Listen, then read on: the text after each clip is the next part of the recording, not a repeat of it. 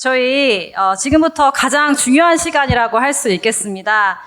위풍당당 2028 대입 포럼 컨퍼런스 제3세션 대입 주인공이자 당사자인 우리 학생들이 우리가 바라는 2028 대학 입시를 주제로 당당하게 발제하는 순서입니다. 저는 사실 이 나이 때 제가 뭐 했나 싶을 정도로 저희 학생들이 굉장히 자랑스럽습니다.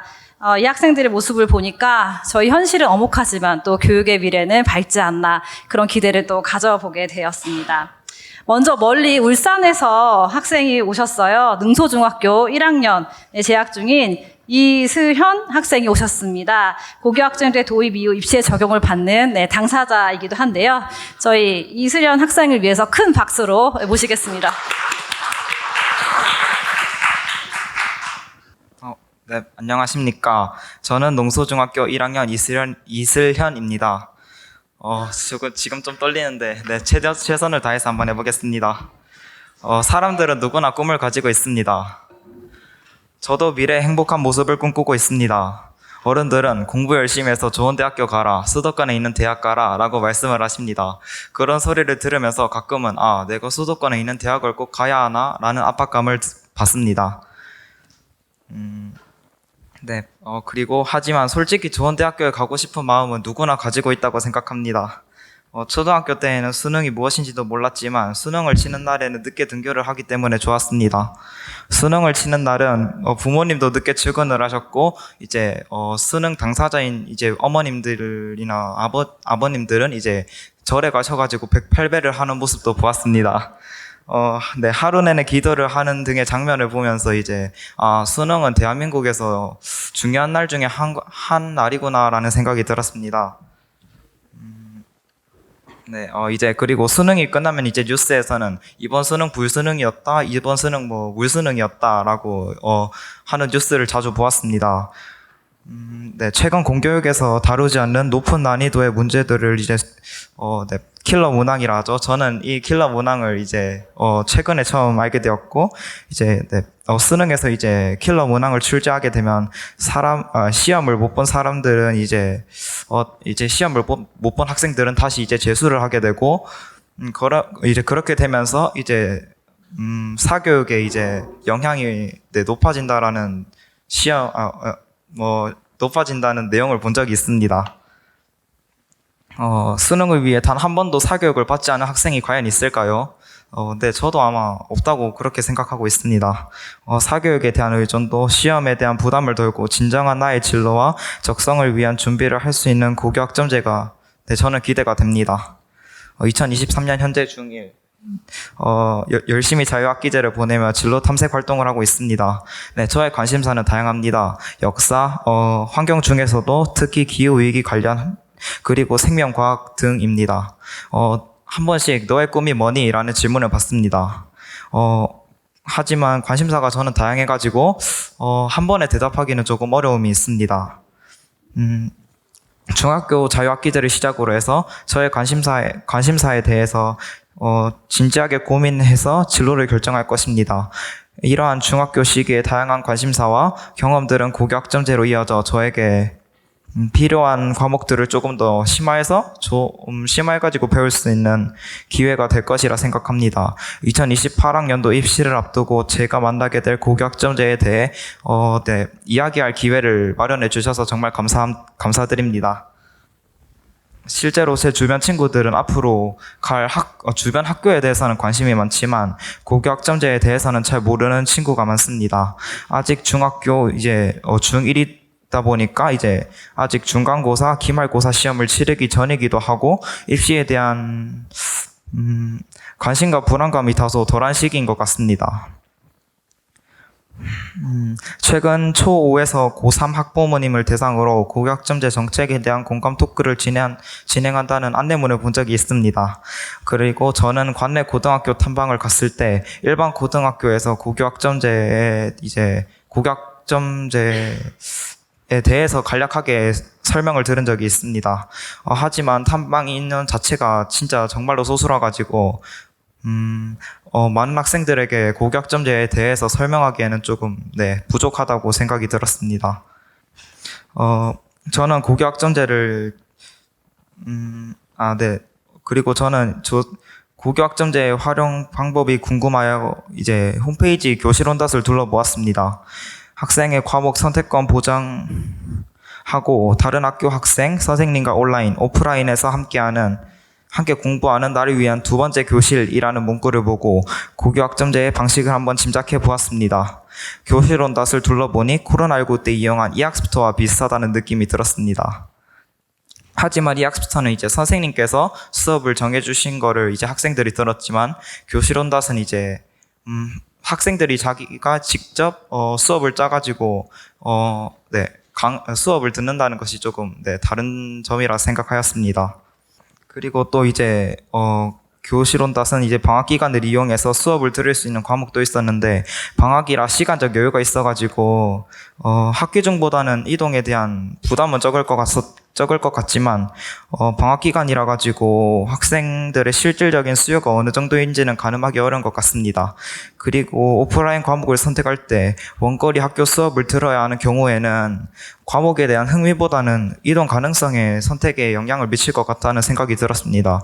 그래가지고 저는 온라인과 오프라인 수업을 동시에 진행을 하고 수강 신청을 할 때 학생이 직접 오프라인을 선택할 수 있도록 하면 더 좋을 것 같다는 생각이 들었습니다. 오프라인 선택하는 것도 학생들이 가질 수 있는 선택권이라고 생각을 하고 있습니다. 네. 그리고 중1인 전 지금 자유학기제로 특성화고 일반고 탐방 그리고 적성검사 등 다양한 진로 관련 활동을 하면서 학교 생활을 보내고 있습니다. 오전에는 교과 수업을 하고 오후에는 주제 선택 활동, 동아리 활동, 예술 체육 활동 등을 골고루 하며 다른 반 친구들과도 친해질 수 있는 기회가 있습니다. 하지만 2학기부터 이제 시험을 치기 때문에 이제 이러한 활동 대신 교과목 수업이 늘어나는 것에 대해 좀 안타깝다는 생각이 들었습니다. 고교학점제에서는 평가 과목으로 이수해야 하는 예술 체육 활동이 있습니다. 하지만 저는 일정 기준에 도달할 수 있는지 평가를 받는 형식보다는 자유학기제의 자유로운 예술 체육 활동이 고등학교 졸업까지 꾸준히 이어져야 한다 생각합니다.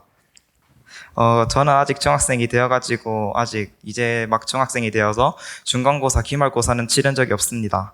하지만 시험은 종이 시험지로 풀고 마킹을 하는 형식으로 한다는 것은 알고 있습니다. 최근 자격증 시험은 거의 온라인으로 응시하는 경우가 많습니다. 저도 한자 시험을 온라인으로 응시해 본 적이 있는데 점수가 일단 바로 나와가지고 굉장히 편리하다는 생각이 들었습니다. 모든 학생이 학교에 출석을 해서 저는 그래서 모든 학생이 학교에 출석을 해서 시험 전용 패드나 컴퓨터로 시험을 응시하면 공정하게 시험을 치를 수 있고 빠르고 정확한 채점이 가능하기 때문입니다. 요즘 환경 문제도 이슈가 되고 있는데 온라인으로 응시를 한다면 이제 종이 같은 이제 자원을 아껴가지고 환경에도 도움이 되는 시스템이라 생각을 하고 있습니다. 그리고 학교 시험 문제는 전국의 모든 학생들이 공유를 해서 볼 수 있으면 좋겠다는 생각도 듭니다. 학교 시험 문제를 돈을 내고 다운받기도 하는데 그 비용은 누구의 몫인지도 한번 생각해 보게 되는 것 같습니다. 고교학점제에서 이동 수업을 하면서 수업과 수업 사이에 이제 머물러야 할 공간은 어디일까요?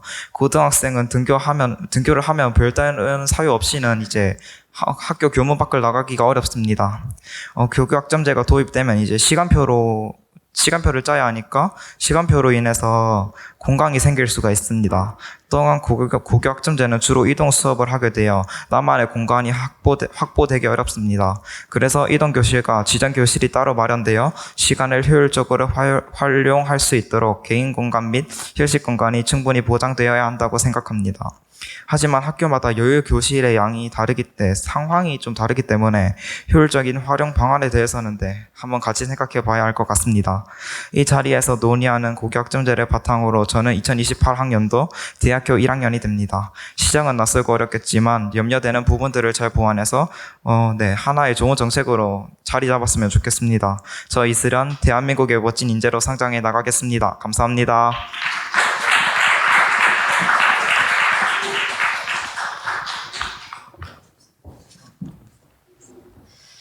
네, 한 번 더 격려의 박수를 부탁드립니다. 네, 이 뒤에 이미지도 다 학생이 만드신 것 같아요. 네, 이게 빨리빨리 잘 전환이 되었으면 네, 저도 같이 긴장하면서 네, 발표를 들었습니다. 그리고 또 종이 시험지가 아니라 온라인 시험으로 하면 환경에 더 도움이 될 거라는 아이디어도 참 좋은 발상이었다는 생각이 듭니다. 다음으로 소개해 드릴 분은 네, 지금 현재 고3 학생입니다. 사실 고3 학생이 시간 내기 쉽지 않았을 텐데 너무 감사하다는 생각이 들면서도 제가 언젠가는 대입이 많이 바뀌어서 고3 학생이면 당연히 이런 자리에 참여해야지 라고 이렇게 소개 멘트를 할 수 있는 날이 빨리 오기를 또 기대하게 됩니다.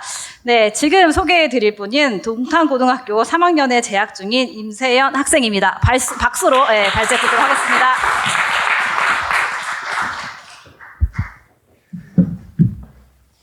사실 방금 고3이라서 시간 내기 힘들다고 하셨는데 사실 개인적인 생각으로는 고3이니까 이런 활동을 더 참여해야 하지 않을까. 공교육을 12년 동안 받아온 상황에서 고3이야말로 이런 자리에 있어야 되고 또 목소리를 낼 수 있어야 하는 게 교육의 바람직한 방향성이 아닐까라는 생각이 좀 들긴 합니다. 네, 그러면서 본격적으로 시작해보도록 하겠습니다. 네, 안녕하세요. 2028년 대입과 관련하여서 이제 바라는 점에 대해서 전하고 함께 이제 이야기 나눠보기 위해서 이 자리에 서게 된 2024 대입 당사자이자 동탄고등학교에서 이제 3학년에 재학 중인 임세연 학생입니다. 제가 굉장히 자주 꺼내는 이야기가 있는데요. 바로 한 사람의 미래를 바꾸고 꿈을 펼칠 수 있게 하는 것에는 크게 두 가지가 있다는 점입니다. 하나는 운이고요. 두 번째 같은 경우에는 교육입니다. 그런데 아직까지는 국가적으로 운이라는 요소를 어떻게 조정해 줄 수 없기 때문에 그만큼 교육, 특히 공교육과 이제 교육 격차 해소가 중요한 거라고 제가 자주 얘기하곤 합니다. 평소 교육을 비롯해서 다양한 이제 사회 분야에 대해서 관심이 많은데 한 번도 이렇게 발제를 맡은 것은 처음이기 때문에 무척 떨리기도 하고 또 동시에 이제 기대되기도 하는 것이 사실입니다. 그럼 이제 소개는 이 정도로 마무리하도록 하고 고등학교 3년 동안의 경험을 바탕으로 그리고 이제 우리가 바라는 2028 대학 입시에 대해서 한번 발제를 본격적으로 시작해 보도록 하겠습니다. 크게 세 가지 질문을 던질 테고요. 각 질문에 대해서 조금 이야기하는 방식으로 발제를 하고자 합니다. 우리 대학 입시 개혁에 무엇이 필요할지는 여기 PPT에 보시는 각 질문과 아래에 적혀있는 키워드들, 키프레이즈들을 통해서 확인할 수 있으시리라고 믿습니다. 어떠한 답을 던지진 않겠지만 한번 잘 생각해 보면서 제 발제를 들어주시면 감사할 것 같습니다. 전반적으로 통계적 접근이나 분석보다는 고3으로서 이때까지 느껴왔던 바를 한번 전해드리도록 하겠습니다. 그럼 시작하겠습니다. 여러분은 오늘 왜 이 자리에 나와 계시나요? 한 분 한 분마다 모두 조금씩 다르시겠지만 저의 경우에는 이제 다음 주가 기말고사라 좀 뼈 아프긴 한데 우리나라 대입 분야의 모순에 대해서 이제 문제의식과 이를 해결해 나가고자 하는 목적의식을 바탕으로 이 자리에 서 있습니다. 이처럼 우리는 어떤 일을 할 때 그 일에 대한 목적이나 목표를 설정하곤 합니다. 그렇다면 우리 학생들은 과연 어떤 목표의식을 가지고 학교 안팎에서 자신의 미래에 다가가고 있을까요? 눈치채셨을 수도 있지만 여기 PPT에 나와 있던 것처럼 제가 던질 첫 번째 질문은 어쩌면 대입제도와는 직접적인 연관이 없을 수도 있겠지만 오늘 모든 질문을 관통할 이야기 그리고 질문, 우리 학생들은 무엇을 위해 공부하고 또 무엇을 위해서 대학에 진학하는가입니다. 학생들의 이제 대학을 왜 가냐고 물었을 때 학생들의 입에서 우리 지역의 사람들에게 맛있는 식사를 제공하는 셰프가 되기 위해서라던가 아니면은 우리 지역의 미화 시스템을 혁신적으로 개선하는 환경미화원이 되기 위해서와 같은 좀 주체성 있는 대답이라던가 아니면 나의 행복을 추구하려고 아니면은 나의 꿈을 찾기 위해서와 같은 좀 표현들이 나오면 참 좋을 텐데요. 좀 아쉽게도 아무리 주변을 돌아보아도 대체로 학생들은 내신 성적, 대학교, 직업, 수능 이런 식으로 단순한 답변만이 나오는 것이 이제 현실입니다. 그런데 이러한 답변도 괜찮습니다. 배우면서 성장해 나가는 것이 바로 학생이고 그리고 흔히들 이야기하듯이 또 자기가 무엇을 원하는지 잘 모를 때는 이제 공부를 좀 하면서 기회의 폭을 넓히는 것도 괜찮다고 흔히 얘기하지 않습니까? 그러나 이제 머리로는 이렇게 기회의 폭을 넓히고 하는 이해를 하는데 가슴 한켠에서는 뭔가 잘못되었다는 느낌이 자꾸만 드는 것이 사실입니다. 과연 삶의 목적성 없이 다수가 그러한다는 이유만으로 저렴하지도 않은 대학을 진학하는 것이 옳을까요? 취업 시장에서의 관문처럼 대학교에 진학하는 것이 바람직할까요? 그리고 조금 더 나아가 공부 잘한다면 의대 진학을 권하고 또 선호하는 현상의 근본적인 원인은 무엇이고 어떠한 점수나 학벌의 네임밸류만으로 사람을 재단하는 사회가 과연 지속 가능할 수 있을까요? 이 질문들에 대한 충분한 고찰이 다음번 대학 입시 제도 그리고 더 나아가 교육정책 구성과 사회 전반 운영에 있어 반영되어야 할 것입니다. 주변 어른들께 물어보면 이 직접 입시를 이제 여기 계신 분들처럼 직접 입시를 경험하셨을 때에도 뭐 크게 다르지 않았다. 오히려 세상을 부딪혀보면서 배워나가는 것이 분명히 있다라고들 많이들 하십니다. 저 역시 어른들 말씀하신 것처럼 다양한 활동들을 지금 해보면서 부딪히면서 배우는 것이 있음을 잘 이해합니다. 하지만 제가 말씀드리고 싶은 부분이 있는데요. 현재 사회와 미래 사회는 분명히 다른 점들이 존재할 것이고 그에 따라 미래에는 현재 다수를 따라간다라는 논리는 다소 위험할 수도 있다는 것입니다.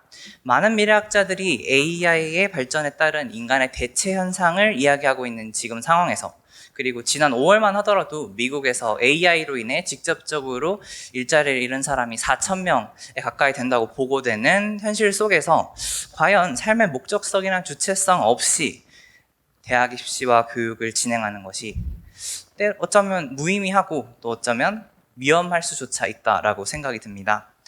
그렇기 때문에 각 학생과 우리 사회 미래에 대해서 정말 숙고가 선행되어야 한다고 생각합니다. 전 세계에서 가장 높은 대학 진학률을 보이는 국가 중 하나지만 대학 진학의 주목적이 대학에서의 배움에 있지는 않는 나라.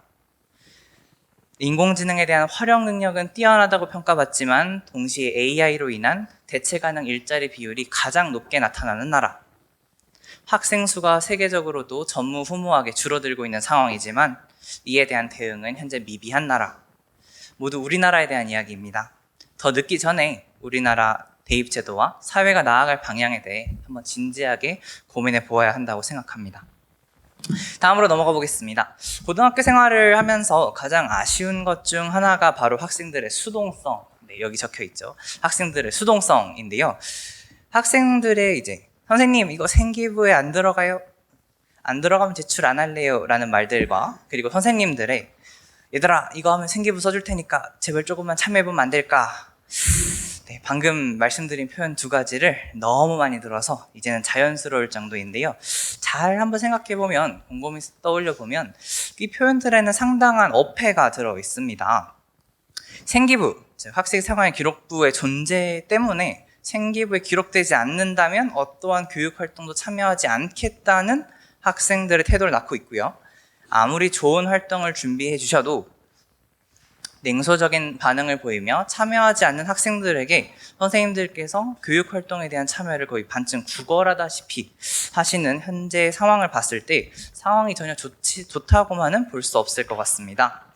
끝까지 내신을 위해서 노력하는 저 같은 학생들도 생기부를 채우는 이제 과정에서 점점 생기부만을 그냥 보고 지향하는 노예가 되어가는 것 같다라고 스스로들 자조적으로 이야기하곤 하고요.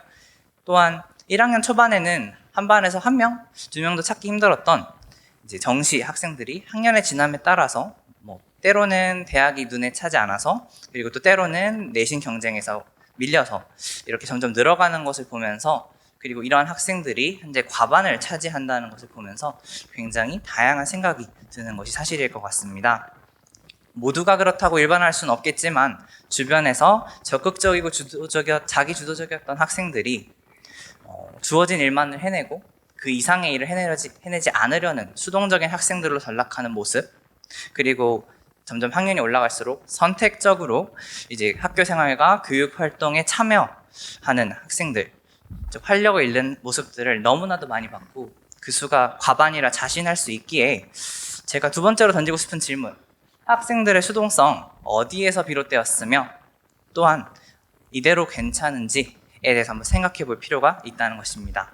누군가를 탓하기는 어려울 것 같지만 교육과 대입의 중요성이 지금 주객 전도된 상황인데 이러한 현재 상황에 대해서 제도적 개선책을 찾아 다음 대입 제도에 반영해야 할 것으로 보입니다. 네, 이번에는 먼저 질문을 던지고 발언을 이어갈 텐데 참 시기적으로 좀 도발적인 워딩이라 할 수도 있는데 세 번째로 던질 질문은 수능은 정말 공정한 시험인가입니다.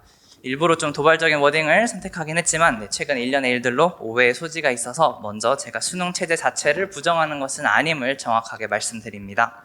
많은 사람들이 한국의 대학 수학 능력 시험만큼 형식적인 측면에서 공평하면서 동시에 효율적으로 치러지는 시험은 없다고 말하고 있고 많은 어른들께서 이렇게 수능을 폐지하는 건 개천에서 용나는 걸 없애는 것과 같다라고 평가하시는 경우가 많습니다.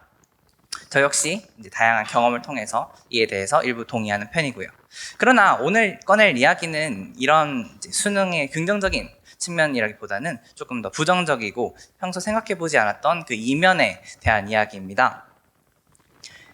자, 여러분, 같은 날, 같은 시간 동안 같은 시험을 치렀다고 해서 그것이 공정하다고 볼 수 있습니까? 진정 한 번쯤은 고민해봐야 하는 이야기입니다.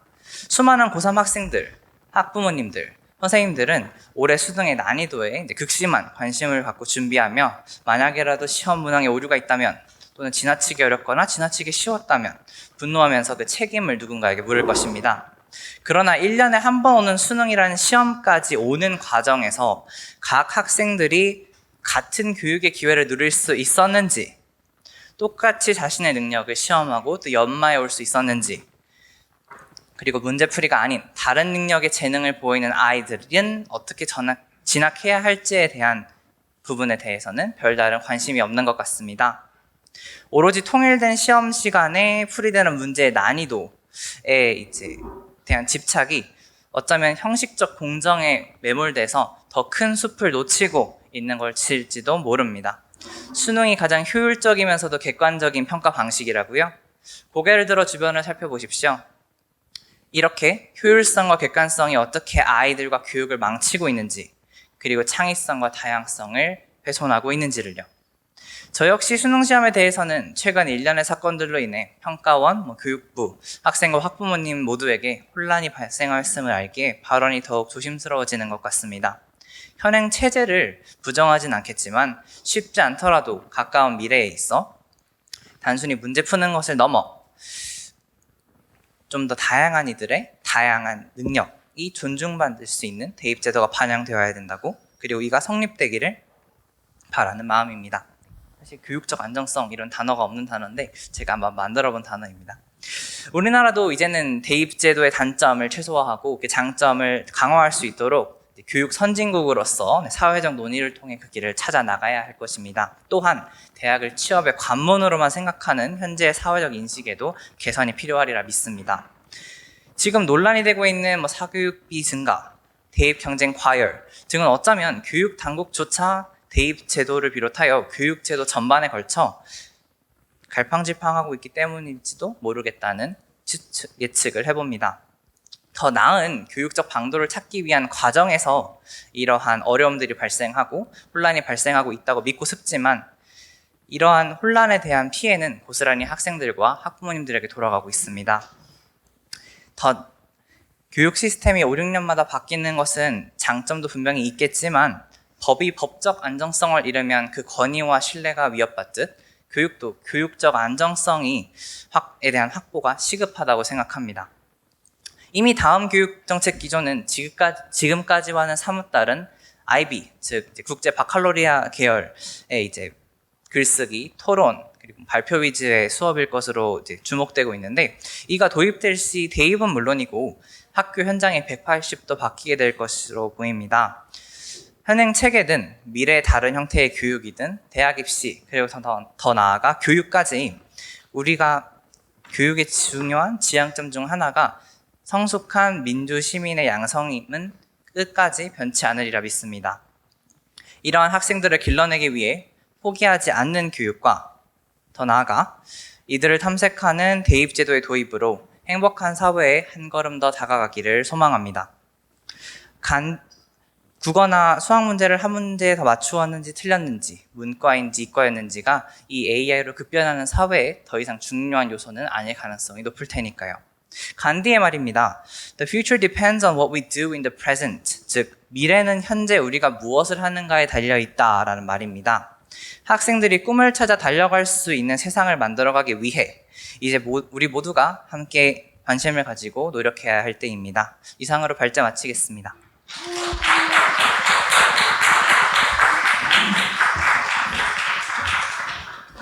네, 임세연 학생 영어를 너무 잘해가지고 뭐라고 하셨죠? 퓨처. 네.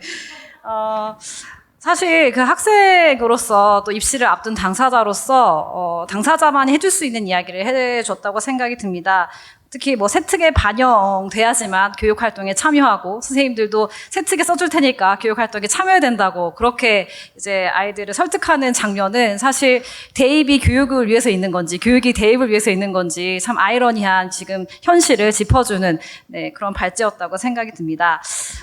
다음은 저희 컨퍼런스의 꽃 좌담회 순서인데요. 잠시 자리를 세팅하고 곧바로 저희 좌담회를 실시하도록 하겠습니다.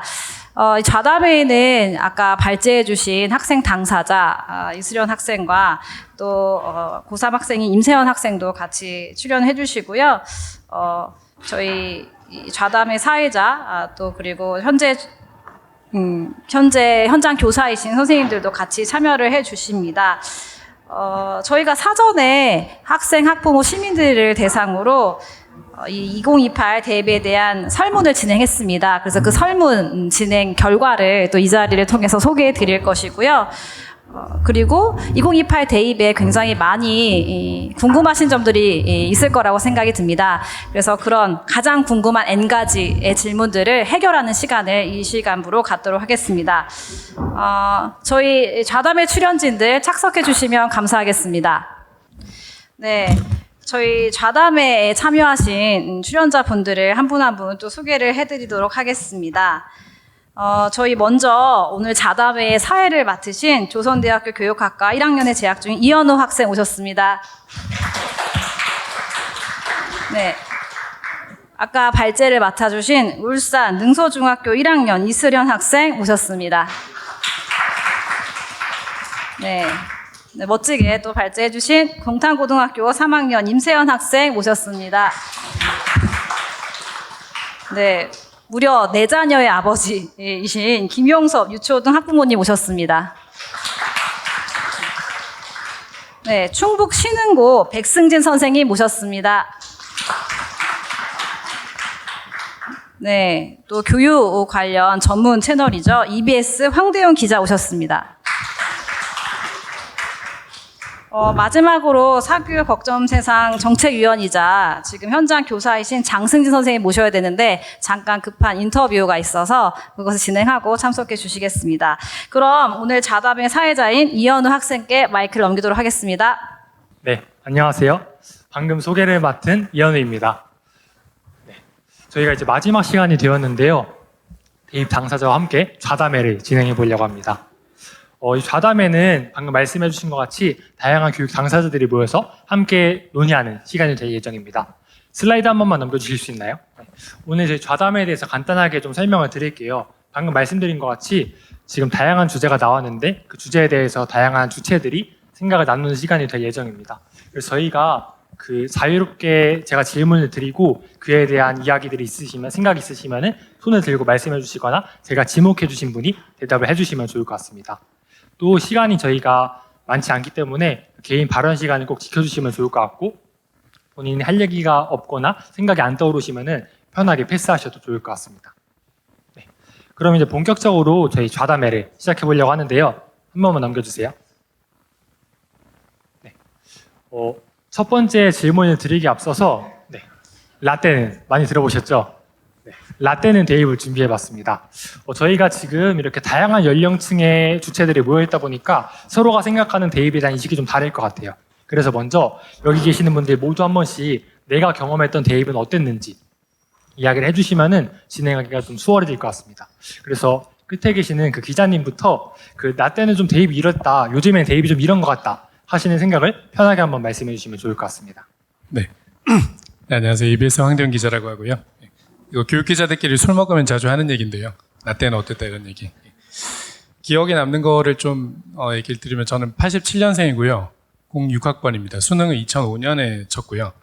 이때 그 7차 교육과정 2년차 때 수능이었어서 이제 앞에 선배들이 그 전에 3학년 선배들하고 좀 다른 수능을 치는 걸 한번 봤고 그 시험 케이스를 거쳐서 그다음 저희 차례였는데 6차 때는 이제 사회과학이랑 그 사회랑 과학을 통합으로 쳤었는데 저희 때부터 분리가 됐습니다. 그래서 문과 학생들은 사탐 영역의 선택한 과목들을 시험을 쳤던 그 기수들이었고 그래서 과탐을 안 쳐도 됐었거든요. 전 이게 굉장히 좋았어요. 왜냐면 전 수학하고 과학이 굉장히 어려워하는 학생이었거든요. 과탐 공부 부담이 덜어져서 굉장히 즐거웠고 사탐은 이제 4과목을 선택해서 했는데 그 전에 선택할 수 있는 과목이 11과목이었거든요. 이걸 이제 사회과목 시험을 치려 그러면 그 전체 영역을 준비를 했어야 되는데 조금 깊게 그 학교 수업에서 선택한 과목 4개를 가지고 시험을 치니까 저는 좀 준비하기는 수월했었다는 생각은 합니다. 근데 이게 사탐 과목들이 그때 이제 분화가 돼서 나왔던 그 교육 과정이다 보니까 이게 난이도랑 지원하는 학생들에 따라서 그 표준 점수가 로또 표준 점수 논란이 그때부터 있었어요. 법과 사회라는 과목을 선택을 했었는데 2문제를 틀렸는데도 그 70점이 넘는 점수가 나왔거든요. 변환 표준 점수에서 저는 굉장히 효자 과목이었고 저한테는 뭐 정치나 경제 과목 같은 경우에도 굉장히 어려운 과목이었는데 똑같이 2개를 틀렸는데도 등급은 3등급이 나오고 그래서 이게 내가 열심히 하는 거랑 무관하게 내가 이제 눈치 싸움을 통해서 선택한 과목의 그 상한선에 따라서 내 변환 표준 점수의 상한이 결정된다는 게 조금 부당하다. 그런 생각을 했던 기억이 납니다. 요새도 똑같은 문제가 있는 것 같고요. 한국사를 선택하는 학생 비율이 굉장히 높았는데 왜냐하면 서울대가 입시에 한국사를 필수로 지정하는 바람에 그 11과목의 사회 과목 중에서 한국사를 꼭 선택을 해야 서울대 지원 자격이 주어지는 체제였습니다. 그래서 이제 1학년 때 모든 학생들이 한국사를 선택하고 2학년이 되면 절반의 학생들이 한국사를 선택하고 3학년이 되면 한 4분의 1 정도 남은 학생들이 한국사 공부를 하고 있는 그런 광경을 좀 볼 수 있었던 기억이 나고요. 그 킬러 문항 문제는 저희 때는 없었습니다. 그게 뭐 사설 교육기관에서 했던 모의고사를 치기도 하고 평가원에서 치는 모의고사를 치기도 하는데 평가원 문제 풀고 나서 항상 저희들끼리 문제 정말 깔끔하다 그랬어요. 역시 수능 문제, 평가원 문제 깔끔하고 사교육에서 기관에서 낸 문제 더럽다. 그 문제 푸는 사람들끼리 그런 얘기 하잖아요. 너무 꼬아놨고 지엽적이고 그런 거는 수능의 원칙에 맞지 않아. 이런 얘기를 학생들끼리 했어요. 그래서 좋은 문제는 역시 수능에 나온 기출문제니까 기출문제 중심으로 공부해야 돼. 저희끼리 그런 얘기를 했었는데 최근에 그 수능 문제 봤는데 저도 풀 수 없을 것 같은 문제들이 좀 있었던 것 같습니다. 학생들이 힘들 것 같고요. 그때 뭐 하나만 더 붙이면 이제 수리 논술 저희 때 그때 이제 정시가 80% 수시가 20%였거든요. 수시가 도입된 지 이제 몇 년 되지 않은 상태였는데 그때 이제 한창 논술 전형이 좀 유행을 해서 영어 논술과 수리 논술이라는 거를 이제 이른바 상위권 대학들이 도입을 해서 저는 이제 지방에 살고 있었는데 1학기 때 그 수능 공부하기 싫은 애들이 수시 치러 올라가면 선생님들이 말렸어요. 서울 왔다 갔다 하면서 너네 붙지도 못하는데 헛바람 들어가지고 수능 공부 리듬만 깨진다. 수학 문제 한 문제 더 맞추는 게 좋다. 이런 얘기를 선생님들이 하셨는데 다들 이제 한번 쳐보고 싶으니까 올라가 쳐봤죠. 근데 수리 논술 고려대 그때 문제를 받았는데 헉소리가 나오더라고요. 그때도 이거는 나도 수능 공부는 열심히 하고 있었는데 그거 가지고는 전혀 대비가 안 되는 거 아닌가. 이걸 도대체 어떻게 대비를 하나. 그래서 나중에 수능을 친 다음에 이제 수도권 그 논술 사교육 시장에 이제 몸담게 됐는데 그때 깨달았죠. 이렇게 대비를 하는 거구나. 여기 애들은 이거를 이제 1년 내내 했었구나. 나는 안 했으니까 그걸 못 가는 거였구나. 그 생각을 그때도 했던 것 같아요. 그래서 이제 윤석열 대통령께서 얼마 전에 이제 킬러 문항이 이제 공정성이 위배되는 거다라는 얘기를 하셨는데 지금도 사교육 걱정 없는 세상 같은 데서 이제 논술 전형에 있어서 이게 굉장히 그 정규교육 과정을 넘어서는 내용이 많다는 거를 지적하고 계신 걸로 아는데 대통령이 이 부분에 대해서는 전혀 말씀을 안 하셔서 킬러 문항 문제를 좀 제기하시는 분이라면 지금 논술 전형에 대해서도 그 당시부터 이제 지방 학생들은 사실상 대비가 어려운 상태였는데 같이 좀 지적을 하셔야 되는 게 아닌가 그런 생각을 조금 가지고 있습니다. 네. 라떼는 얘기 요 정도. 예.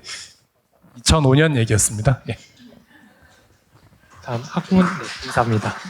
네, 안녕하세요. 저는 네 자녀의 부모고요. 6학년, 4학년, 2학년 아들과 14개월 된 딸 둔 아빠입니다. 사실 저는 99학년도 수능을 본 세대고요. 그때는 뭐 수능에 대해서 뭐 수능이 옳으냐 그르냐 이런 거에 대한 생각을 하진 않았던 것 같고, 근데 지금 아이들이 이 학교 생활을 하는 걸 보면서 그때는 제 기억에 그냥 공부만 열심히 하면 그래도 좋은 대학을 가거나 혹은 원하는 대학을 본인이 열심히 노력하면 갈 수 있었던 시기였던 것 같아요. 근데 지금 보면 공부뿐만이 아니라 너무나 많은 것들을 다 잘해야지만 원하는 학교를 갈 수 있는 그런 세상이 된 것 같습니다. 그래서 끊임없이 우리가 더 좋은 제도를 만들고 더 나은 교육 환경, 더 나은 교육 제도에 대한 고민을 하고 있지만 그 학부모로서 느껴지는 그 대입 제도와 이 교육 환경은 더욱더 나빠지고 있다라는 생각을 지울 수가 없는 것 같습니다. 혹시 수련님도 하고 싶은 말씀 있으신가요? 없으면은 넘기겠습니다. 네. 네, 저는 청주 신흥고등학교 교사 백승진이고요. 교육정책 디자인 연구소 정책실장으로 섬기고 있습니다. 제가 여기서는 제일 고령자일 것 같다는 생각이 드는데, 저는 수능이 이제 시작된 지 2년 차의 시험을 봤습니다. 95학번이고요. 저희 때는 대입이 되게 단순했습니다. 특차라고 하는 전형이 있었고요. 그다음에 정시가 따로 있었는데, 특차는 12월 달에 수능 성적이 나오고 나서 내신 40%, 수능 60%, 이렇게 수능의 비중을 높게 두고 단순하게 평가를 한 거고요. 정시는 내신, 수능, 본고사, 그다음에 논술까지, 어떤 학교는 그렇게 죽음의 트라이앵글이었었습니다. 저희는. 그래서 수능도 반영되고 본고사도 쳐야 되고, 본고사와 논술은 대학에서 출제를 합니다. 그렇게 해서 이제 등수를 매겨서 이렇게 대학 입시를 치렀는데, 특차의 수능 성적표가요, 그 당시에는 좀 이게 야만의 시대라고 봐야 되지 않을까 싶은데, 지금 생각하면 상상하기 어려운데 100분이 당연히 나오고요. 그 다음에 표준 점수 당연히 나오고요. 원점수가 나왔습니다. 성적표에. 그리고 그 원점수를 합산한 점수가 당연히 표기가 되고요. 그리고 그 표기된 점수로 인한 전국 등수, 과목별 전국 등수 다 나오거든요. 그러니까 대학에서 학생을 선발하기 얼마나 편리했겠는가. 심지어 저는 이제 특차를 썼습니다. 그래서 특차 원서 쓸 때에 이게 성적을 적는 란이 있는데요. 손으로 썼습니다. 손으로 쓰는데 그때에 이제 원점수를 그냥 썼습니다. 그러니까 그래서 원서에 원점수가 적혀 있고요. 이걸 가지고 그냥 대학에서 선발을 하고요. 마지막에 면접을 보는데 면접 때에도 뭐 변별력이 거의 없었죠. 그냥 면접 보러 갔더니 저는 국문과였는데, 국문과 이제 현대소설 전공하신 교수님께서 너는 사진에는 안경을 안 썼는데 왜 여긴 안경을 쓰고 왔니? 이렇게 물어보셔서 뭐 그런 것들, 시 좋아하는 거 있으면 한번 얘기해봐. 뭐 이렇게 상식선에서 물어보셨더라고요. 그래서 그냥 수능만 잘 보면 대학을 가는 그런 시대였고, 원점수에 따라서 그냥 등위가 쭉 매겨 줄 세우기의 전형, 그리고 암기식 공부의 전형이라고 보시면 될 것 같습니다. 네, 이상입니다. 네, 반갑습니다. 사교육 걱정 없는 세상 정책위원 장승진입니다. 저는 대입 제도가 솔직히 좀 잘 기억이 안 나요. 그래서 앉아 있는 동안 뭐 했는지 기억이 안 나서 일단 수능이 중요했었다라는 말씀드리고요. 수능이 02학번입니다. 수능이 중요했으니까 수업 현장은 기억이 나요. 저는 또 학교 교사기도 하거든요. 국어를 가르치는데 지금은 아이들의 생각을 조금은 그래도 더 많이 물어보는 풍경인데, 그때는 정해진 거를 잘 외우고 자기 생각을 좀 말할 기회는 전혀 없이 왜 수능만 잘 보면 되니까 내 생각보다는 그런 풍토, 그런 입시 제도 아래서의 교실은 좀 많이 기억이 납니다. 네, 감사합니다. 네, 감사합니다. 저희가 이야기를 쭉 들어보니까 진짜 모이신 분들의 스펙트럼이 되게 다양한 것 같아요. 그래서 저희가 또 어떻게 좀 주제를 잡고 이야기할지 되게 고민이 많았는데 그 다음 슬라이드 한번 넘겨주시면은 저희가 미리 한번 우리가 대입제도에서 어떤 거를 좀 중요하게 다루면 좋을지 미리 좀 설문조사를 한번 해봤습니다. 그래서 선생님들께는 이렇게 종이를 나눠드렸는데요. 지금 보니까 2028 대입 개편 과정에서 가장 우선적으로 다루어야 할 쟁점이 무엇인가 하는 질문에 가장 이렇게 많이 표를 주셨던 게 수능과 내신의 평가 방식이었어요. 아까 저희가 또 되게 앞선 발제와 토론에서도 이야기가 많이 나왔던 것 같아요. 그래서 다음 슬라이드를 넘겨주시면 저희가 지금은 상대평가 이대로 괜찮은가? 라는 질문을 좀 드리고 싶어요. 특히 아까 그 학생이 좀 발제를 해주실 때도 학교에서 일어나는 에피소드들을 쭉 말씀해 주셨는데 혹시 학교에서 학생 입장에서 생활하시면서 상대평가 이런 좀 어려움이 있었다. 이런 좀 에피소드가 있었다. 말씀해 주실 게 있으실까요? 뭐 상대평가의 어려움이라고 하면 뭐 한두 가지를 꼽을 수가 없을 것 같긴 한데 너무 무수히 많기 때문에 뭐 사실 단편적인 예를 하나 들어서 말씀을 드리면 뭐 석차가 현재 안 나오는 건 아니고 현재 공개는 이제 학생 개인한테는 되고 있기 때문에 이제 자기가 해당 과목을 수강했었을 때 그 등수를 알 수 있는데요. 제가 사실 지금 수강하고 이제 이번 중간고사를 봤던 과목 중에 하나가 정치와 법이라는 과목입니다. 제가 3등 했거든요, 저희 학교에서. 근데 1등급이 안 나오더라고요. 네, 그쵸. 1, 2등을 했었어야 되는데 제 잘못인데. 이처럼 굉장히 지엽적으로 학생들한테 이제 문제를 틀리게끔 문제를 낼 수밖에 없고 변별을 위해서, 그리고 또 그 속에서 학생들은 어쨌든 맞추어야지 더 좋은 등급을 가져가니까, 그리고 또 더 좋은 등급이 나와야지 수시라는 전제 조건 아래에 대학에서 더 유리하니까 결국 좀 경쟁으로 좀 이렇게 몰리게 되지 않나라고 생각이 들고요. 그리고 사실 뭐 상위권 학생만의 문제가 아닙니다. 생각보다 이제 친구들이 하는 이야기를 들어보면 3, 4등급 학생들이 또 엄청 치열하고요. 그리고 또 5, 6등급 친구들이 엄청 치열하고요. 그리고 또 7, 8, 9등급 친구들도 굉장히 치열합니다. 이게 어떻게 찍었느냐에 따라서 성적이 좀 이렇게 편차가 큰데, 사실 이런 부분은 본인의 이제 실제 시험을 치는 능력과는 무관하게 상위권부터 하위권까지 문제가 지엽적으로 나올 때는 그냥 정말 운에 맡길 수밖에 없는 요소가 있는데, 그런 것들이 아무래도 상대평가와 맞물리게 되면서 더 조금 뼈아프게 되지 않을까라는 생각이 듭니다. 제가 참 못 찍어서 이 얘기하는 겁니다. 상대평가와 관련해서 전반적으로 학생들한테 이렇게 좀 동기부여를 한다라고 보통 이제 장점이 언급되곤 하는데, 물론 동기부여도 좋긴 한데 너무 친구들이 힘들어하는 게 아닌가. 저를 포함해서 주변 친구들이 다들 너무 힘들어하고, 그리고 또한 교과서 한 이렇게 귀퉁이에 있는 것까지 거의 다 외우다시피, 여전히 외우다시피 해야지 내신 성적에서 좋은 결과를 거둘 수 있기 때문에 그런 이슈들은 여전히 남아있지 않나라고 생각이 듭니다.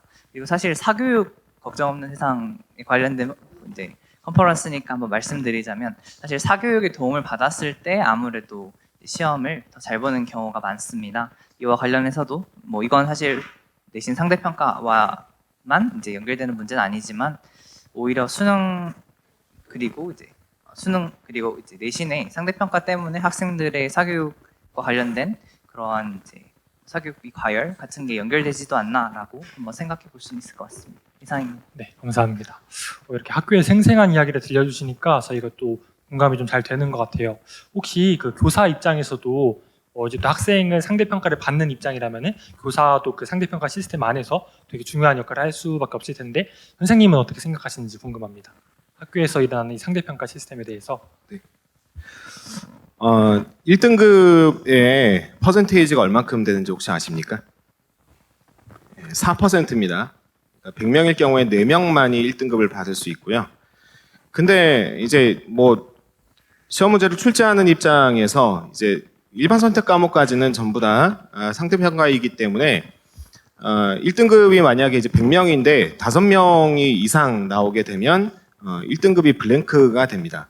2등급부터 산출이 되거든요. 그 경우에 이제 1등급을 받은 학생들이 나는 전체에서 이제 5등 안에 들었는데 왜 우리가 다 1등급이 안 되느냐 이렇게 이제 반발할 수 있습니다. 그러니까 이제 방금 여기 우리 학생이 말한 것처럼 지역적인 문제, 성취 기준에서 다소 벗어났지만 좀 어려운 문제, 이런 것들 수업 시간에 정말 중요하게 다루었던 내용보다는 이제 쓱 지나가면서 했던 얘기들. 제가 그렇다는 게 아니라 전반적으로 이제 그럴 수밖에 없는 그런 상황이다라고 하는 것. 그리고 이제 또 한 가지는 학생들이 이제 협업보다는 경쟁을 좀 많이 합니다. 그러니까 협업을 해서 내가 알고 있는 걸 다른 친구에게 알려주고 또 도움을 주고 하는 것이 그렇게 적극적이지는 않은 것 같아요. 저는 올해 이제 환경이라고 하는 과목과 그다음에 고전 읽기라는 과목을 가르치고 있습니다.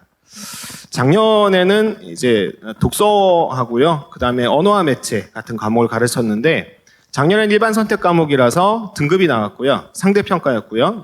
올해는 절대 평가로 하고 있는데 학생들과 저 모두 다 행복해하고 있습니다. 수업 시간에 모둠별 학습을 너무너무 좋아하고요. 그리고 아이들도 너무나도 발표도 잘하고요. 이거 생기부에 적는다 뭐 이런 얘기 안 해도 다 발표하고요. 저도 스트레스가 없습니다. 그러니까 막 자유롭게, 게다가 이제 고전 읽기 과목은 교과서도 없거든요. 성취 기준 보고 저랑 아이들이랑 상의해 가면서 주제를 정해서 다음 내용 전달을 합니다. 근데 그렇게 하면서 이제 아이들이 이제 제가 조금 올해 어깨가 좀 올라갔던 게 사실은 저랑 이제 다른 어떤 과목이 영어 쪽 과목이 같이 선택을 받았었는데 영어 쪽 아이들이 우리 쪽으로 너무 오고 싶어 한다는 거죠. 거기는 지필평가 2번 보고 뭐 이제 수행평가도 빡세게 하고 막 외워야 되고, 근데 저희들은 이제 좀 자유롭게 이렇게 하는 편이거든요.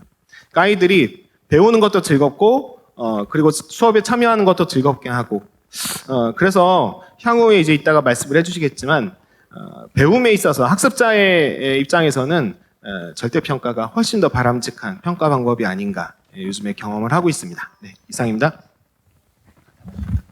저도 이 주제는 말하고 싶어서. 네. 오실 때 오늘 뭐 타고 오셨는지 모르겠어요. 저는 차를 끌고 올까 지하철을 탈까 하다가 지하철을 탔습니다. 왜냐면 차 막힘도 그렇고 도로비도 그렇고 유류비도 고민하면 지하철이 제일 효과적이었거든요. 우리의 목적지가 어디냐에 따라서 어떤 걸 선택하게 되죠. 이 상대평가라는 저 평가제도의 목표는 공부 잘하는 게 아니에요. 옆 친구보다 잘하는 게 목표입니다. 그러면 저런 체대에서 선택해야 될 나의 수단은 이겨야 되고 한눈 팔지 말아야 되고 협동보다는 효율적인 자기 공부해야 되고, 그리고 가능하다면 내 생각보다는 정해진 답을 빨리 찾아야 되고. 그래서 우리가 나아가고자 하는 교육의 방향이 이게 아니라면 빨리 좀 되돌려서 올바른 평가가 뭔지를 고민해야 될 시점이 됐다. 그런 좀 말씀을 좀 나누고 싶네요. 네, 감사합니다. 되게 좋은 말씀들을 많이 해주신 것 같아요. 결국 이런 행복한 배움, 행복한 학교를 위해서는 평가 방식이 굉장히 중요할 것 같습니다. 저희가 이런 평가를 하지 못하는 이유 중에 하나가 공정한 변별을 위해서 이런 식으로 상대 평가해야 된다라는 인식이 좀 기저에 깔려 있는 것 같아요.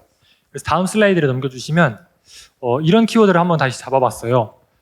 과연 공정해졌을까? 이 질문을 드린 게 저희가 2019년에 그 대입 제도를 좀 더 공정하게 평가하기 위해서 대입 공정성 강화 방안이 발표되었습니다.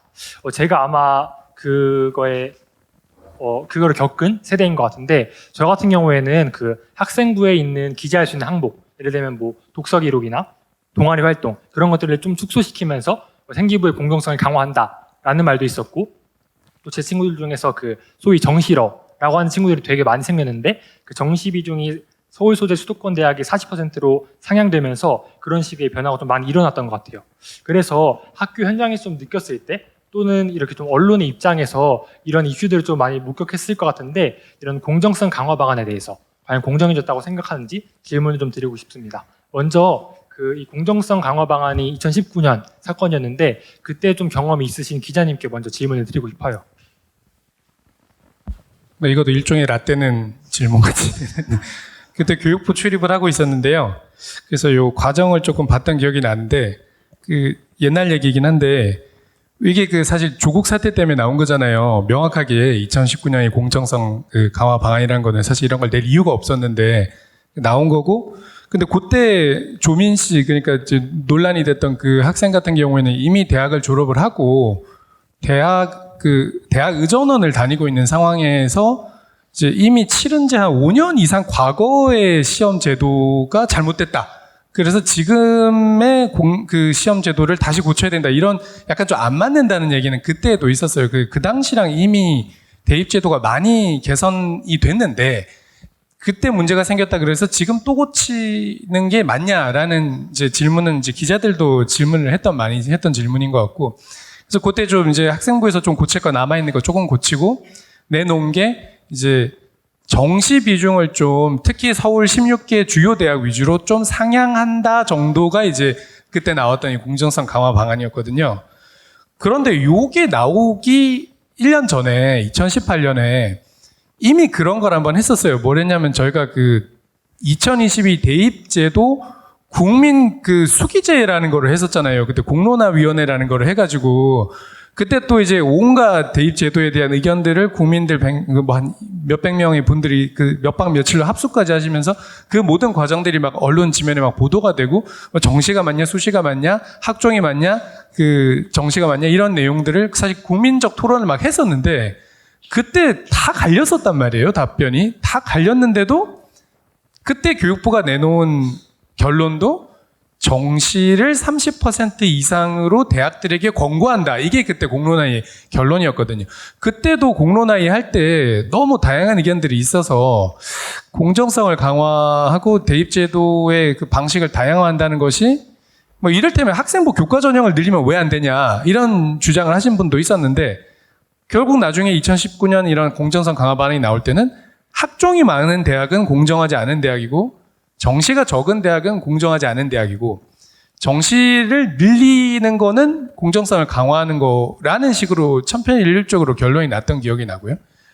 그래서 그때 그 전에 18년에는 막 박춘환 차관, 교육부 차관이 그 대학교들에 전화 걸어가지고 정시 좀 올려달라고 막 전화 돌리는 일까지 벌어지고 김상곤 부총리는 사퇴하고 근데 김상곤 부총리가 2017년에 취임하면서 시도했던 게 뭐냐면 바로 수능의 자격고사와 절대평가제, 전과목 절대평가제 얘기를 꺼냈다가 그 사단이 난 거였단 말이에요. 그래서 수능을 절대평가제를 도입하겠다는 장관이 나오니까 갑자기 엄청난 반대가 일어나서 그걸 국민 공론화위에 맡기게 되고 국민 공론화위에서 되게 다양한 의견이 나왔지만 교육부는 정시를 상향해야 된다는 권고를 결론으로 내놓고 그리고 나서 이제 한 2012년 정도에 있었던 입시 비리가 터지니까 다시 2019년에 또 아직도 정시를 많이 올리고 있지 않는 수도권 상위권 대학들에게 정시를 상향하라고 권고하는 거. 이게 이제 한 5년 정도 시간 동안 저희가 많은 사건과 대화를 거치면서 대입 제도의 공정성을 강화한다는 게 뭐냐라고 하면 상위권 대학의 정시 비중을 늘리는 것이다 라는 식으로 한국 사회가 되게 결론을 내려버렸다. 뭐 다양한 의견이 있었음에도. 그래서 공정해졌냐라고 하면은 이제 그 정책을 추진했던 사람들 입장에서는 상위권 대학의 정시 비중이 어쨌든 좀 늘어났으니까 더 공정해졌습니다라고 국민들에게 얘기를 할 것 같고요. 그거를 이제 일부 국민들이 받아들이지 않는 것과는 무관하게 그 시점에 사실 제가 했던 생각은 학생부 종합전형을 아예 없앨 것이 아니라면 그러면 이게 학생부 종합전형 같은 거 했을 때는 수많은 격차가 발생하고 하지도 않은 스펙들이 막 했던 스펙으로 막 부풀려져가지고 막 통과가 되고 이런 문제가 심각한 거라면 학생부 종합전형을 들여다보시는 입학사정관 분들을 대폭 늘리고 이분들의 처우를 개선하고 이분들이 그 학생부 그때도 한 분이 막 500장씩 본다고 막 한 장당 5분 정도 본다고 막 그렇게 보니까 사실 한 줄 스펙이 너무 당락을 결정하고 이분들의 처우를 개선하고 이제 늘리고 이 과정에서 충분한 시간을 볼 수 있게 해주고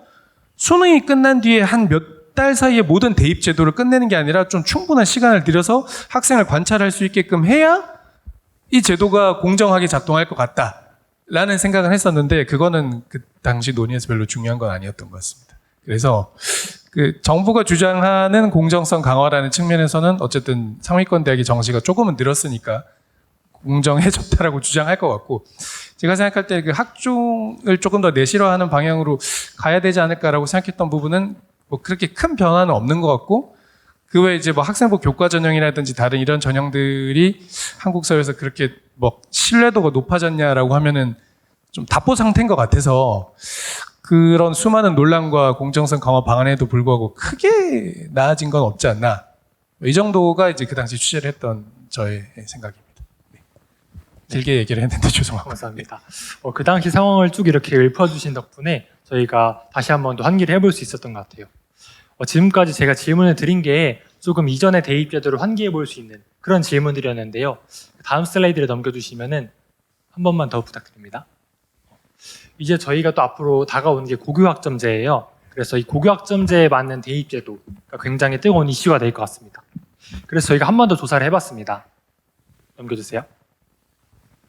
네, 저희가 워드 클라우드를 하나 만들어봤는데 그 사전에 그 저희 사교육걱정 없는 세상에서 115명 정도를 대상으로 해서 고교학점제를 딱 들었을 때 어떤 키워드가 떠오르세요? 라고 여쭤봤습니다. 그랬더니 이런 식으로 좀 다양한 의견들이 나온 것 같아요. 가장 많이 크게 나왔던 의견이 선택, 그리고 뭐 다양성, 적성 이런 의견들이 좀 많이 나온 것 같습니다. 이런 거를 응답해 주신 분들이 대부분 학부모님들이셨는데 혹시 그 김용석 학부모님께서는 이런 키워드를 좀 보시고 아니면 본인이 좀 생각하시기에 고교학점제를 하면은 어떤 키워드가 좀 떠오른다 이런 게 좀 중요할 것 같다 하는 가치들이 있으실까요? 네. 고교학점제 하면 뭐 선택, 다양성 여기 나온 키워드의 그런 단어들이 생각나는 것 같아요. 근데 여기 뭐 공교육에 계신 선생님들 계시고 한데 사실 저는 고교학점제에 대해서 뭐 어떤 제도든지 간에 저는 좀 공교육을 바라보는 시선이 회의적이긴 하거든요. 어떠한 제도를 어떤 좋은 거를 들여오더라도 결국은 이 사회가 변하지 않으면 저는 의미가 없다라고 생각을 하고 있거든요. 저 같은 경우는 이제 지역에서 문화공간 겸 영어 도서관을 운영하면서 영어를 아이들한테 가르치고 있는데 학부모님들이 아이들 영어를 위해서 저한테 상담을 오시면 제 조카들은 이제 미국에 살고 있고 미국인 부모 밑에서 미국 학교를 다니고 평생을 다니고 있는데 초등학교 2명의 그 조카들이 있는데 한국에서 학교를 다니면서 상담을 오시면 미국에서 영어를 하고 있는 원어민보다 더 높은 수준들을 요구를 하세요. 이런 교육 환경들을 보면 저는 너무 막막하거든요. 이 학부모님들이 변화하지 않고 끊임없이 더 많은 사교육을 통해서 내 아이만 더 높이 더 빨리 가기를 원하는 이런 환경들이 바뀌지 않는다라면 아무리 좋은 제도를 들여오더라도 저는 그것이 아이들을 더 많은 부담에 몰아넣는다라고 생각을 하거든요. 저희 아이 같은 경우는 잘 모르겠어요. 이렇게 아직 사교육을 한 번도 시켜본 적이 없어요. 사교육 한 번 시켜본 적이 없는데 그래도 감사하게도 아이들이 학교에서 뭐 단원 평가라든지 대단한 시험은 아니지만 아이들이 잘 하고 있는 것 같아요. 그래서 사실 저는 다른 분들이 보시기에는 아이를 대상으로 실험을 하는 게 아닌가라는 생각을 하실 수도 있는데 저는 제 아이들을 좀 사교육에 물들지 않고 자기 주도적으로 자기네들이 스스로 학습할 수 있는 그런 환경 속에서 얼마나 잘 아이들이 바르고 건강하게 커나갈 수 있는지를 좀 저희 아이들을 대상으로 이런 표현이 적절할지 모르겠지만 실험을 한번 해보고 싶어요. 네, 이 공교육 제도 내에서 조금 다르지만 사교육에 의존하지 않고 부모가 가진 소신대로 아이들을 키웠을 때 얼마나 잘 클 수 있는지. 그래서 물론 이제 그거를 나중에 아이들이 대학교를 갔을 때 결국은 그 평가를 하기 위해서는 또 결과는 결국 스카이대를 갔느냐 못 갔느냐 좋은 학교를 갔느냐 못 갔느냐 평가를 받을 수 있을 것 같긴 한데 여하튼 좀 한국에서 많은 부모님들이 가시는 길과 좀 다른 길을 가고 있지만 이 아이들이 결과적으로 건강하고 바르게 클 수 있다라는 거를 좀 제 아이들을 통해서 증명을 해보여서 이 대한민국의 교육 환경이 전반적으로 좀 변할 수 있었으면 좋겠다는 희망을 가지고 있습니다. 네, 감사합니다. 그 다음 슬라이드 넘겨주시면은 이 고교학점제가 제대로 안착하기 위해서는 말씀해주신 것 같이 평가가 굉장히 중요한 요소가 될 것 같아요. 어떻게 평가하느냐가 굉장히 중요할 텐데 이번에 학생분들께 한번 여쭤보고 싶어요. 그 아까 전에 이전 시간에 새로운 상상이 필요하다라고 말씀을 해주신 게 되게 인상적이었는데 우리가 생각을 해봤을 때 평가하는 방법이 굉장히 다양하잖아요. 그래서 지금 아까 키워드 나왔던 게 뭐 적성, 진로 이런 키워드들이 되게 많았는데 우리가 학생 입장에서 그런 것들을 평가하려면은 어떻게 평가하면 좋을지 한번 새로운 상상을 해보면 좋을 것 같아서 질문을 드리고 싶습니다. 혹시 세연님부터 고교학점제에서 제대로 된 평가가 이루어지기 위해서는 어떤 걸 좀 중심적으로 어느 방식으로 좀 평가가 이루어지면 좋겠다 하는 생각이 있으실까요? 사실 대입이 바뀌지 않는다면 교육이 바뀌는 게 소용이 없다라고 많이들 말씀하시는 게 사실이고, 그리고 제가 사실 2022 이제 사회적 개정교육과정 사회적 합의 단계에서 이제 학생 대표 10인 중에 한 명이었는데, 그때 참석하셨던 학부모 10명, 교사 10명, 그리고 이제 학생 10명 이렇게 총 30분 중에서 29분이 사실 반대했던 제도가 급여 확정제의 이제 도입이긴 했었습니다. 그만큼 아직 준비가 조금 필요한, 아직은 미비한 상황에서 지금 이제 몇 년 안에 바로 도입하게 될 것 같은데요. 평가라는, 사실 고교학점제가 현재 조금 비판받고 있는 것 중에 하나가 고등학교 1학년 때는 상대평가를 유지한 다음에 2, 3학년에 대해서는 절대평가로 이제 돌려서 학생들에 대해서 뭐 꿈과 그런 부분의 진로에 대해서 충분히 학습을 하고 대학에 이제 올라갈 수 있게끔 하겠다라고 하는데, 여기 이제 단서 조항이 1학년 때는 상대평가를 유지하는 이유는 참 뭘까? 요거 생각이 좀 들고요. 사실 내신 절대평가, 뭐 수능 절대평가 이런 얘기들이 계속 있는데, 사실 절대평가만이 능사는 아닐지도 모릅니다. 아까 여러분이 말씀해 주셨던 것처럼 사회적 인식이 좀 바뀌고 대학들이 좀 바뀌어야지 더 이상 줄 세우기 식으로 교육을 하지 않고, 줄 세우기 식으로 교육을 하지 않아야 이제 고교 학점제의 진정한 가치가 좀 부각될 수 있지 않을까라는 이런 생각을 합니다. 사실 현행 대입 제도가 유지가 된다면 여전히 줄 세우기는 필요할 수밖에 없고, 가장 효율적인 방식인 이제 어떤 형태를 띠려고 하지 않을까라는 생각이 들기 때문에 대학이 바뀌고 그리고 또 사회적 인식이 좀 바뀌어서 이런 부분에 적용이 돼야 되지 않을까라는 생각이 듭니다. 그래서 사실 고교 학점제에서 뭐 절대 평가의 확대 뭐 이런 것도 필요하지만 사실 사회적 인식 전환이 가장 필요하지 않을까 싶습니다.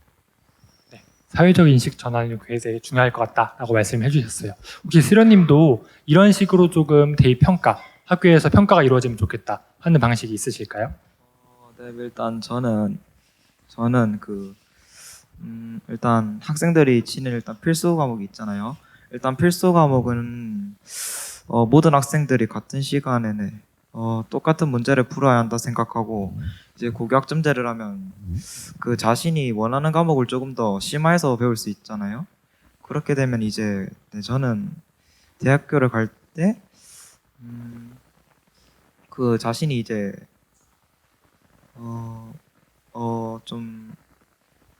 이제 직업으로 원하는 과목을 조금 더 시험에서 좀 점수를 크게 봤으면 하는 바람입니다. 이게 맞는지 잘 모르겠네요. 네, 감사합니다. 네, 박수 한번 쳐주세요. 감사합니다.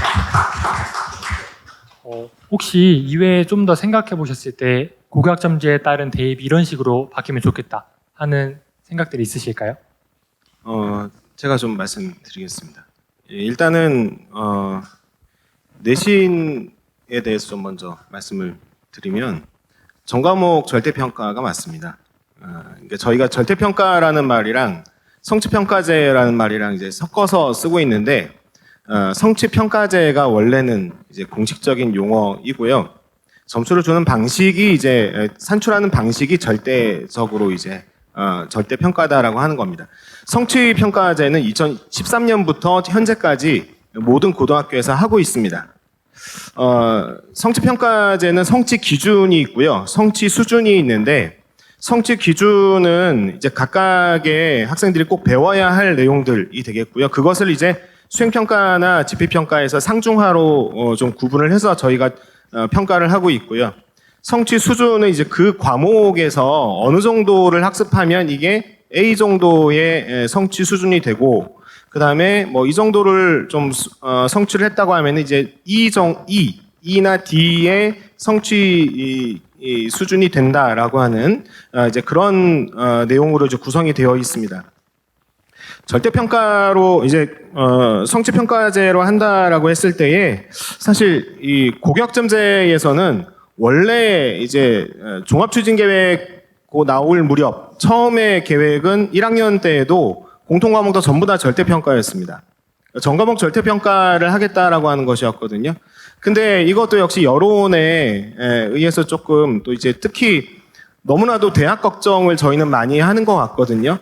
그러니까 대학교가 학생들을 선발하기 좀 어렵다, 변별력 갖추기 어렵다. 그러니까 1학년만이라도 상대적인 등급이 나올 수 있도록 해달라라고 자꾸 이제 여기저기서 압력이 들어오고 하니까 이제 1학년은 공통과목은 그러면 상대평가로 하자라고 상당히 저는 이제 그거는 후퇴한 거라고 생각을 하거든요. 1학년 때부터 절대평가, 즉 성취평가제를 하고요. 그 성취평가제로 나온 그 일종의 이제 ABCD 성취도만 해도요. 충분히 대학에서 학생들을 잘 평가할 수 있고 선발할 수 있습니다. 이미 서울대와 고려대 그리고 그 이외에 이제 상위권 대학들뿐만 아니라 지방에 있는 거점 대학들도 이 성취평가제에 대해서 오랫동안 연구해 왔고 그리고 어떻게 평가할 것인가를 준비를 했습니다. 왜냐하면 성취도별 분포 비율이 있고요. 이 성취도별 분포 비율이 A가 몇 퍼센트, B가 몇 퍼센트, 수강자 수가 몇 명 이런 것들이 다 나오거든요. 또 Z점수라고 하는 것도 이미 연세대학교에서 시작해서 이미 다 사용을 하고 있습니다. 다시 말하면 이제 교육과정이나 특히 이제 고교학점제는 2022 개정 교육과정과 같이 이제 시작을 하는데요. 28년부터 25년 입학생부터. 근데 부디 저는 이제 대학교 걱정하지 말고 1학년 때부터 경쟁 아니고 협력하고 그리고 수능도 절대평가 한다고 해서 뭐 대학의 학생들 못 뽑을 것 같다고 생각들을 하시지만 잘 뽑을 수 있습니다. 대학에서 손쉽게 뽑으려고만 안 하면 저는 된다고 생각하거든요. 네, 그런 차원에서 모든 과목을 다 절대평가해도 변별력 문제는 대학에서 고민하게 제발 좀 그 영역으로 내버려 두고 저희들은 그냥 학교 교육에 맞는 아이들의 성장 과정에 맞는 과정을 중시하는 그런 수업과 평가를 했으면 한다는 게 제 바람입니다. 이상입니다. 네, 감사합니다. 네, 오늘 시작부터 끝까지 이 절대평가에 대한 이야기는 쭉 이렇게 이어지는 것 같아요. 그래서 다음 슬라이드를 넘겨주시면은 그 사전 설문조사 결과에서도 이 절대평가로 목소리가 많이 모이고 있는 것 같습니다. 그럼 이쯤에서 오늘 현장에도 되게 많은 대입 당사자분들이 오셨는데 혹시 질문 있으시거나 좀 더 이렇게 의견 제시하고 싶은 게 있으시면은 플로어 토론을 좀 진행을 해볼까 합니다. 혹시 네, 이야기 추가로 제시하고 싶으신 분 계실까요? 네, 앞에 선생님. 아까도 발언을 한번 해서 양보를 할까 했는데 꼭 말씀을 좀 드리고 싶은 게 있어서 또 마이크를 잡았습니다. 지금 평가 방식에 저희가 아까 김누리 교수님도 상상력을 좀 자극하라고 하셨는데 지금 보면 개인적 평가에 너무 이렇게 함몰되어 있는 건 아닌가? 제가 그 교육 철학자 비고츠키 얘기를 잠깐 인용해 보겠습니다. 그 비고츠키는 그 근접 발달 영역으로 해서 그런 이론을 말씀을 하셨는데 개인이 혼자서 잘할 수 있는 게 있고 옆에서 친구가 도와줬을 때 저 능력을 발휘할 수 있는 그런 역량을 갖고 있는 아이가 분명히 있는데 우리는 그런 아이들 놓치고 있는 건 아닌가? 저도 아이들하고 같이 수업을 하다 보면 혼자 월등히 잘하는 아이가 있고 옆에서 뭔가 이 촉매를 줬을 때 그 아이보다 더 훌륭하게 잘 해내는 그런 아이를 봤을 때 그런 아이들 우리는 평가에서 좀 제외되고 있고 혼자 잘하는 아이만 평가에 이렇게 반영되는 건 아닌가 해서 좀 아쉬운 게 있는데요. 그래서 우리는 교육의 목표가 개인의 어떤 욕망, 어떤 그런 성취도 있지만 공공성, 사회성을 보장하기 위해서 우리가 교육을 받고 있지 않나라고 생각을 해요. 그래서 그런 협력적 인간, 어떤 그런 그 공공성에, 사회성에 기인하는 그런 아이들을 좀 더 평가할 수 있고 그런 아이들이 사회에서 좀 더 이렇게 활동할 수 있는 그런 평가 기준을 좀 마련하면 좋지 않을까 또 이렇게 상상을 좀 해봤습니다. 네, 이상입니다. 네, 감사합니다. 혹시 또 현장에서 한 분만 더 계실까요? 네. 네, 안녕하세요. 아까도 토론에 참여했던 사교육국정선생님 문호준입니다. 백승진 선생님께 아까 말씀하신 거에 좀 여쭤보고 싶은 게 좀 있는데 Z 점수는 아까 이제 토론에서 말씀드렸던 것처럼 저는 이제 전형적으로 고교 등급제를 적용하기 위한 도구로서 활용되고 있고, 그러니까 좀 바람직한 여러 가지 지표들을 외에, 그러니까 좀 대학이 이용하는 어떤 임의 보정 점수에 가깝다고 생각하는 편인데, 좀 공교육 교사로서 어떤 이런 점수에 대해서 좀 이제 긍정적으로 되게 평가하시는 것 같아서 좀 그에 대해 굉장히 좀 의문이 들어서 저도 사실 잘 모르는 부분이 좀 있을 수도 있고 해서 좀 여쭤보려고 질문드렸습니다. 이제 그 얘기는 이제 Z 점수라든지 이런 것들이 또 대학의 평가 방식이 옳다, 그르다라는 차원이 아니라 대학에서는 고교에서 어떻게 성적을 산출하더라도 이것을 평가할 수 있는 그런 방안들을 마련하고 있으니 저희가 그것을 걱정할 필요는 없고 모든 대입의 정책은 고등학교, 중학교 교육의 초등학교까지 공교육의 정상화라고 하는 차원에 초점을 맞추는 것이 맞다라는 맥락에서 말씀을 드린 겁니다. 네, 감사합니다. 마지막으로 저기 잠깐 손 드신 분 이야기 간략하게 듣고 마무리하면 좋을 것 같습니다. 네, 저는 초등학교 4학년 아이를 뒀고요. 또 제가 다니는 회사에서는 그 스페인 몬드라곤 대학의 레인 학사 과정을 운영을 하고 있습니다. 이제 아이가 커가면서 저도 이제 당연히 교육에 대한 관심이 많아져서 오늘 이 자리에 같이 하게 됐는데, 사실 저희가 운영하는 그 몬드라곤 대학의 과정은 4년이고 학사 과정이고 유럽의 학사 학위가 나오는데요.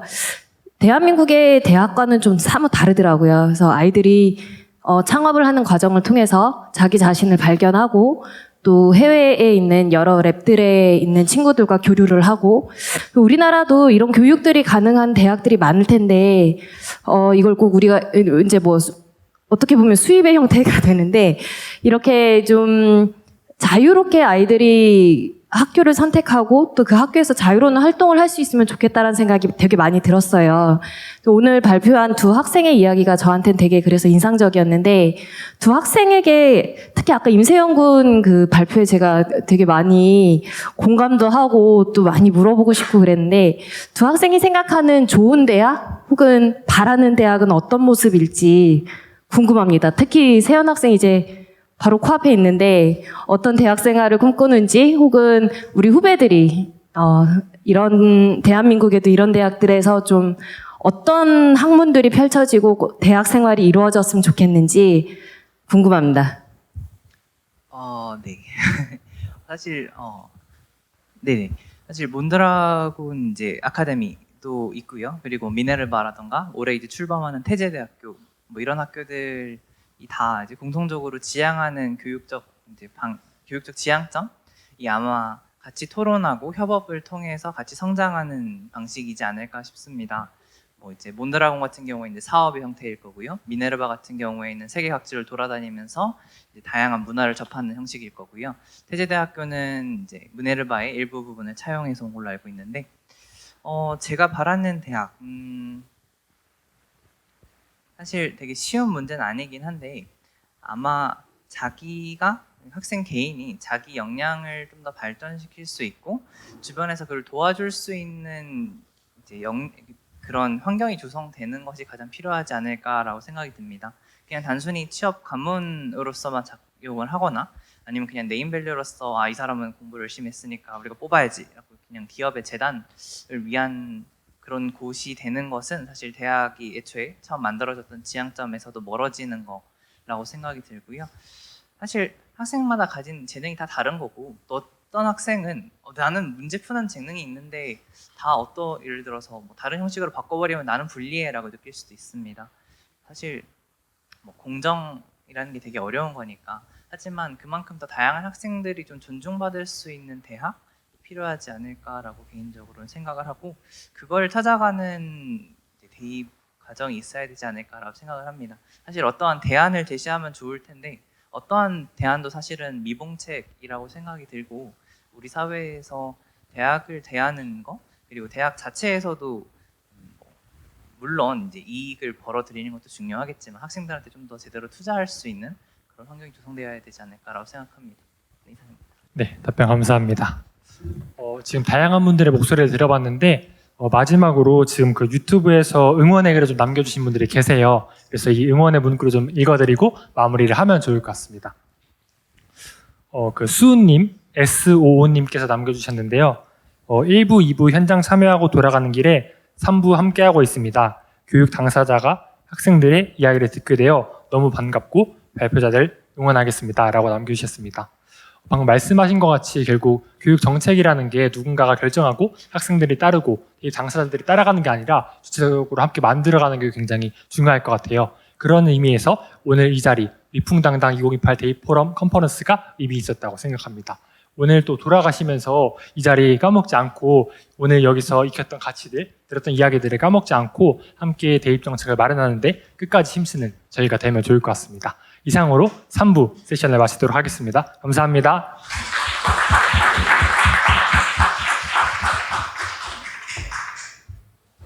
네, 3부 세션에 참여해주신 저희 참석자 패널 여러분들께 다시 한번 박수 부탁드리겠습니다. 네. 무대를 좀 정리해 주시고요.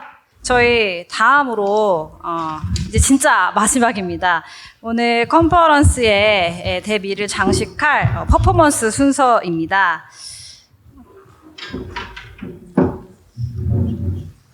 현장에 참석하신 모든 분들은 무대로 좀 나와주시면 감사하겠습니다. 네, 지금 대열이 어느 정도 됐으면 퍼포먼스를 시작하도록 하겠습니다. 저희는 오늘 퍼포먼스에 2028학년도 대입제도가 담아야 하는 가치와 비전 4개의 퍼즐을 좀 담았습니다. 하나는 경쟁교육 고통 해소, 또 하나는 학교교육 정상화, 세 번째로는 학생 진로 적성의 개발, 네 번째로는 미래교육의 도약입니다. 저희 좌담에 참석해주신 분들께서 함께 퍼즐을 들어서 계시고요. 네, 저희 한마음으로 저희 퍼즐이 맞춰질 때마다 박수를 보내주시면 감사하겠습니다. 먼저 미래교육으로 도약 퍼즐이 맞춰지도록 하겠습니다. 네, 저희가 미래로 도약하는 교육이 빨리 대입을 통해 이루어졌으면 좋겠습니다. 네, 두 번째로 학교교육의 정상화 퍼즐 맞춰주십시오. 네, 학교교육 정상화에 기여하는 대입으로 나아가길 바랍니다. 네, 세 번째로는 학생 진로 적성의 개발입니다. 네, 이제 더 이상 대입이 학생 진로 적성을 방해하지 않은 그런 제도가 되었으면 좋겠습니다. 마지막으로는 경쟁교육 고통 해소입니다. 더 이상 우리 아이들이 교육 때문에, 입시 부담 때문에 고통스러워하지 않는 그런 사회로 나아가기 원합니다. 저희 마지막으로 구호제창을 하도록 하겠습니다. 저희 오른손을 같이 좀 들어주시고요. 제가 선창하면 후창으로 3번 외쳐주세요. 제가 미래교육으로 도약하면 도약 3번 외쳐주시면 됩니다. 미래교육으로 도약! 도약! 도약! 도약! 네, 하나 더 외치겠습니다. 경쟁교육 고통 해소! 해소! 해소! 해소! 네, 감사합니다. 이상으로 위풍당당 2028 대입포럼 컨퍼런스를 마치도록 하겠습니다. 오랜 시간 자리를 함께해 주신 모든 분들께 감사의 말씀 드립니다. 저희는 이 논의가 유실되지 않도록 주신 의견을 모아 또 상상력을 발휘해서 또 현실적인 대입 정책안을 곧 제안해 드리도록 하겠습니다. 네, 이때까지 함께해 주신 모든 분들께 다시 한번 감사의 말씀 드리겠습니다. 네, 감사합니다.